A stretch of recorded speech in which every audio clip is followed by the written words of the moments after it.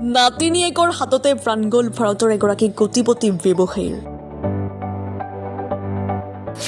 এবাৰ দুবাৰ নহয় ৭০ বাৰকৈ হানিখুচি হত্যা কৰিলে নাতিনীয়েকে।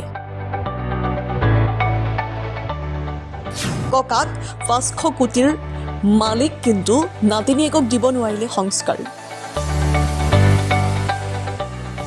ভাৰতৰ অন্যতম ধনী পৰিয়ালটোৰ এই কাণ্ডই এতিয়া লজ্জিত কৰিছে সভ্য সমাজক।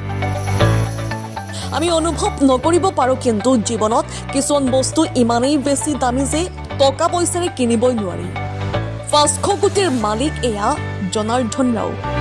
ইমান টকা থকাৰ পিছতো নাতিনীয়েকৰ বাবে সংস্কাৰ কিনিব নোৱাৰিলে তেওঁ, যাৰ বাবে খুদ নাতিনীয়েকৰ হাততে হত্যাৰ বলি হ'বলগীয়া হ'ল দক্ষিণ ভাৰতৰ অন্যতম সফল ব্যৱসায়ীজন।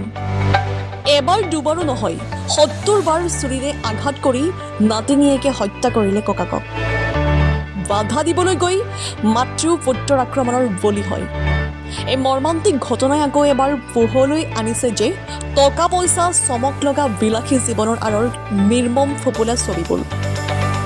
কেইটামান টকাৰ বাবে মধ্যযুগৰ ডকাইতৰ দৰে নিজৰ ককাকক হত্যা কৰা এইটো কীৰ্তি তেজা। আমেৰিকাৰ এখন নামী দামী কলেজৰ পৰা ডিগ্ৰী লোৱা কীৰ্তি তেজা পৰিয়ালে ঘৰৰ মৰমৰ সন্তানক টকা পইচাৰ উভৈনদী কৰালে। আটাইতকৈ দামী স্কুলত পঢ়ালে, কিন্তু সংস্কাৰ দিবলৈ পাহৰিলে। তাৰ মূল্য ককাকে ভৰিব লগা হ'ল মৃত্যুৰে, মাতৃয়ে ভৰিব লগা হ'ল তাৰ আক্ৰমণৰ বলি হৈ। আজিকালি আমাৰ ওচৰে পাজৰেও আমি দেখি থাকোঁ যে কিদৰে সম্পত্তিৰ অহংকাৰত মানুহবোৰে সন্তানক ন্যূনতম সংস্কাৰ দিবলৈকে পাহৰে। মূল্যহীন বুলি বহুতে ক্ৰমাৎ ভাবিবলৈ লোৱা সংস্কাৰ, বিনম্ৰতা, ভদ্ৰতাৰ দৰে কথাবোৰ সময়ত ইমান বেছি মূল্যৱান হৈ উঠে যে জীৱন দিও সেয়া পাবগৈ নোৱাৰি। এই কাহিনী আকৌ এবাৰ কৈছে সম্পদ কেতিয়াও সংস্কাৰৰ বিকল্প হ'ব নোৱাৰে। এই কাহিনী আকৌ কৈছে আপোনাৰ টকা আছে, সন্তানক আইফোন দিয়ক, দামী গাড়ী দিয়ক, দামী স্কুলত পঢ়াওক, কিন্তু সংস্কাৰ শিকাবলৈ নাপাহৰিব।